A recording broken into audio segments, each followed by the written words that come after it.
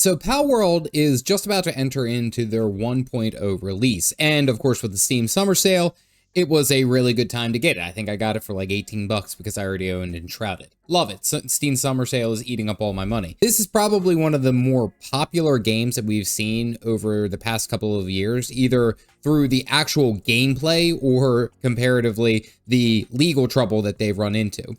I felt like this was a fantastic time for me to jump in, see this game, check it out from a working dad's point of view, and see if it's actually going to be worth your time if you are a busy working parent who doesn't have a whole lot of time to sit down and play. So, of course, make sure to like the video and subscribe to the channel for more working dad content. So, in short, for those of you who haven't been paying attention, what is Palworld? So, Palworld in and of itself is like Pokemon with guns.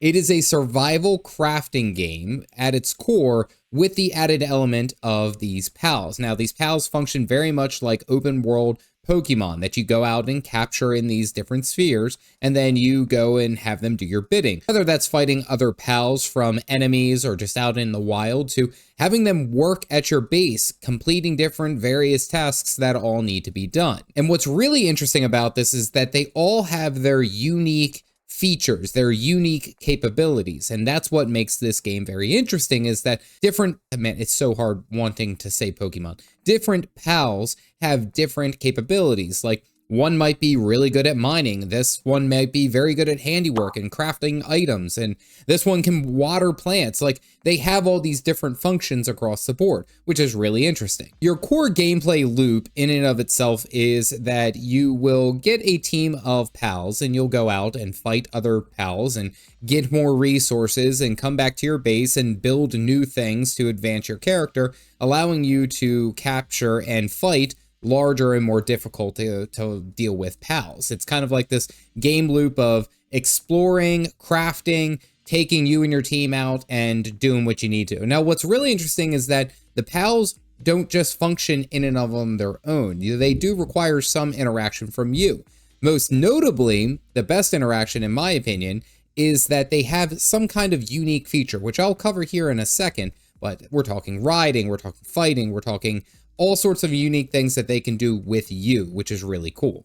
Now, what's also interesting to note, if you haven't been paying attention, at the time of this review being created, it is right before the 1.0 release. So we don't really know much more of what is coming with 1.0 because the developers have kept those patch notes to themselves pretty damn well. What has been confirmed is essentially a bunch of new areas to explore, like 23 new pals, a completed story. All of those are coming with the 1.0 release. So there's a lot of content to get through, and there's a lot that you can do in this game, and it is pretty damn good. What makes these pals really interesting is the way that they interact with you, the main character of the game, because you are fighting, you are doing various things in this world, but you always have a companion with you.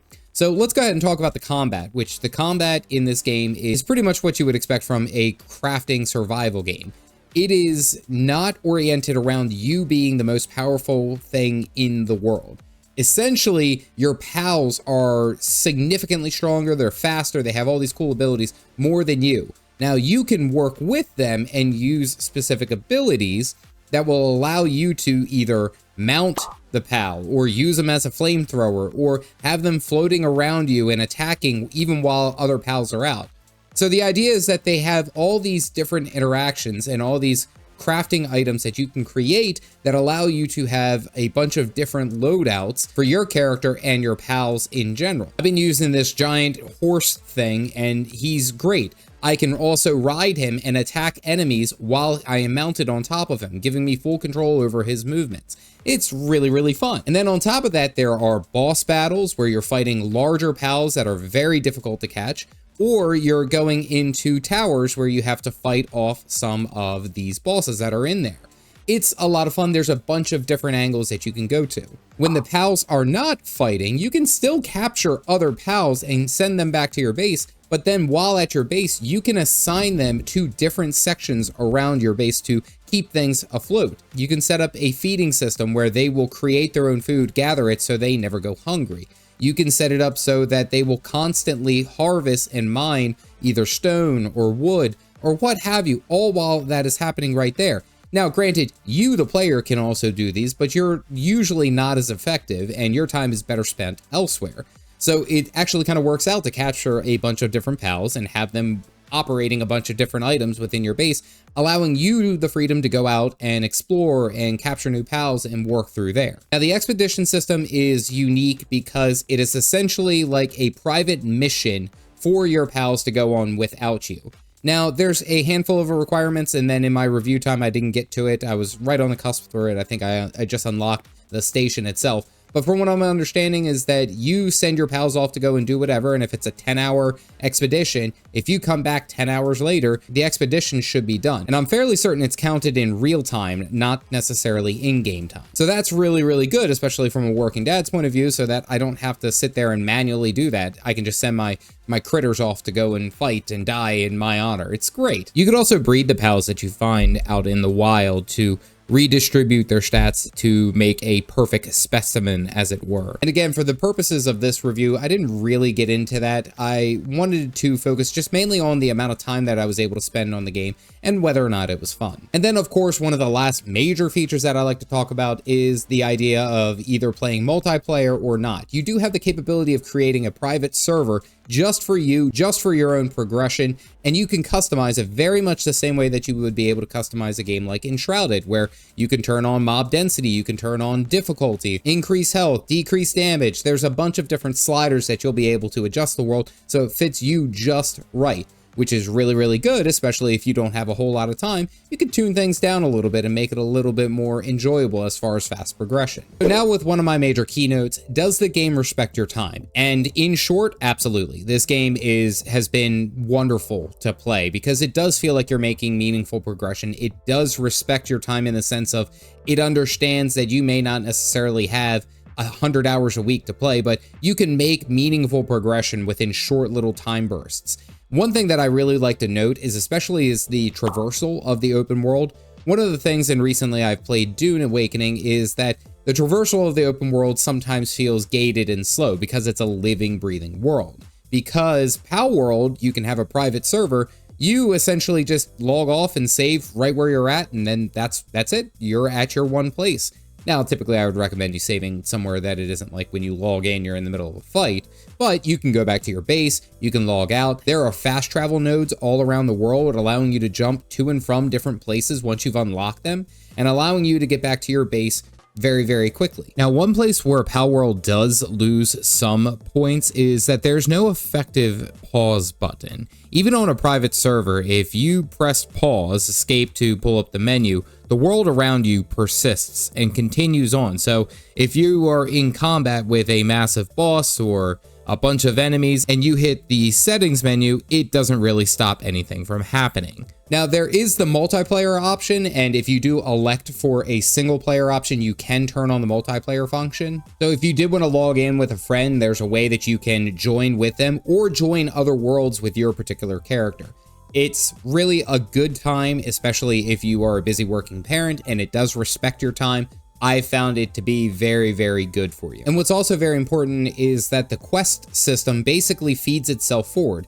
Yeah, there was about like 15 to 20 minutes when I first started playing that I didn't really know where I was going, but once you understand the mission system and upgrading your base and continuing off of there, it is lickety-split. You are on your way, you know exactly what to expect. And I think that's something that I really does appreciate in my time, is that it doesn't convolute with too many systems. It's just very straightforward. Hey, build this. Hey, build that. You know, recruit this. Go and capture these guys. Like, there's a simplicity to it that's very, very nice, and I found it to be very respectful to your time. And then again, if you come back in a couple of days, and especially to your private server, you're good to go. And if you are in a co-op world where you are playing with a friend of yours, if you log out, that world essentially is shut down because that was your privately created world. And also conversely, the same way if you joined your friend. I didn't test this for a dedicated public server because that's not typically what a busy working dad would do. But from what I've read is that you will be able to log out and your character would just be asleep in their base. All right, so how long does it take for Palworld to be fun? Truth be told, like 30 minutes, 20 minutes. It was really fast. And especially if you're like me and you played Pokemon a lot as a kid, the idea of having a survival crafting game in a PAL world, say it's hard to say, not Pokemon, the definitely not Pokemon world, it is a lot of fun because it's the sense of intrigue. ADHD goes through the roof here is because it's like, you're just out scouting around. Oh, what the hell is that? I've never seen that pal before. Let me go and hunt that down and see if it's worth me actually capturing. Oh crap, I got into a fight with it and it's really difficult to take down. Maybe I should run away and then come back later. So the idea of this constant like progression off of capturing the new pals and seeing higher different levels of pals, and then also the boss fights. The boss fights are intense because mainly you feel like you were just this weak, pitiful little human and it's up to your pals to carry the day. I beat the first tower boss with like 1 HP and it was glorious. I was like, yeah, when it happened. Like, it was such a enjoyable experience very, very quickly. Within the first hour, I was already finding really good enjoyment with myself and the core gameplay loop. I really, really liked it. It didn't feel like I had to understand rocket science. It didn't feel like I had to understand all the different systems that go into the game or, you know, what to do. It was pretty straightforward of how you can progress onto the game. And that is what made it enjoyable. I think within my first like half hour or hour, I had already built a base. I already had a couple of pals working it. You know, I was cracking the whip. It was a good time. Now with the 1.0 release coming, I think that there is going to be even more fun for you to have, but I'll cover that here in a minute. My honest working dad's review, is Palworld worth it for you? Abso-freaking-lutely. This game has been a wonderful game to play. I have thoroughly enjoyed myself. And again, I bring up the idea that I was a Pokemon fan growing up. The fact that I was able to get into this game and not just survive, thrive in a crafting game, survival crafting game, it was fantastic. I really, really enjoyed it. I particularly liked the customization capabilities of your team and your build out and how many different little nuances there are to not only the pals that you capture, but then also how they can be deployed in battle and how you should be rotating them. So it's a very simple system on the surface, but it has so many layers underneath. I didn't even talk to at this point the type composition of a fire pal being stronger against ice pals, but weaker against water pals. The water pals being strong against the grass pals being strong against the earth pals. Like, the chain system is there as far as strengths and weaknesses. So when I have the opportunity, you can tune out your entire team and also get them different skills so that they are more versatile, that they're stronger against certain enemies, and that you can essentially build out your team for exploring this world, which the idea of it is fantastic. And the best part is that this review really is, I was floating at like the 7-hour mark as far as time played, and I had this much fun, and I've only just scratched the surface, and I even know that. I wanted to see how much time I could put into this game this week to give it a really good go before the 1.0 release. And then even from that, there is so much more content that I haven't even touched. There's over 150 pals, 20 more coming out with the 1.0 release. Like, there is so much that you can do into this game, and it's only, I think it's like 30 bucks max, like 20, 30 bucks. It is a wonderful game to play. It has been enjoyable, and the 1.0 release is going to massively increase the amount of open world for you to explore, all sorts of new systems, the completed story. I cannot speak highly enough about this game. It has been a phenomenal one to play. Dad score, a solid Calf Dad score. I would give it a 9 out of 10. It is so close to being a 10 out of 10. The only thing that I would say is particularly holding it back is that you as the character don't necessarily feel like you have enough power. And perhaps that opinion could change as I've gotten later into the game where I actually may have combat capabilities other than my little spear and my bow. I haven't gotten there yet. Going to be working on it because it's a lot of fun. And then of course I would make the point to say that because there is no pause button, if they implement a pause button for private servers, I would definitely say 100% 10 out of 10.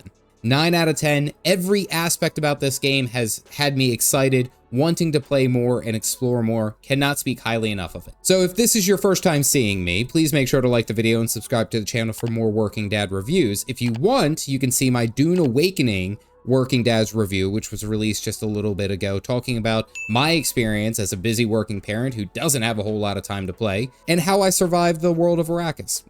As always, Stay caffeinated, folks.